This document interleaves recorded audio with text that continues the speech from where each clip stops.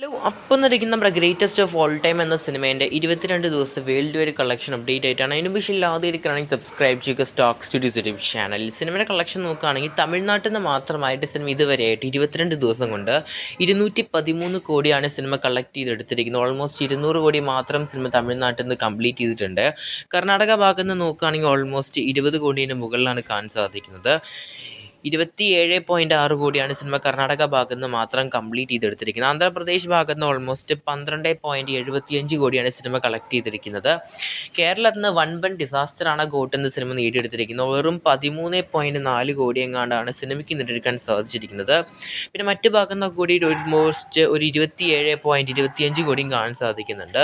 All India ഗ്രോസിന് almost 294 കോടിയാണ് കാണാൻ സാധിക്കുന്നത്.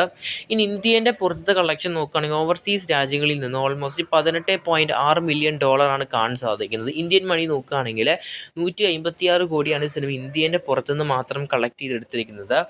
ടോട്ടൽ വേൾഡ് വൈഡ് കളക്ഷനായിട്ട് 450 കോടിയാണ് കാണാൻ സാധിക്കുക. രണ്ടാമത്തെ ഹയസ്റ്റ് ഗ്രോസിംഗ് സിനിമയാണ് തലപതി ജയൻ്റെ ഗോട്ട് എന്ന സിനിമ മാറിയിരിക്കുന്നത്. ഇപ്പോൾ സിനിമേൻ്റെ HD പതിപ്പ് തന്നെ ഇപ്പോൾ നമ്മുടെ ഹിന്ദുസ്ഥാൻ വഴി ഓവർസീസിൽ ഇപ്പോൾ ലീക്ക് ആയിട്ടുണ്ട്. സിനിമേൻ്റെ HD പതിപ്പ് അത് തിയേറ്ററുകളിൽ റിലീസ് ചെയ്ത അതേ 3 മണിക്കൂറാണ് ലീക്കായിരിക്കുന്നത്.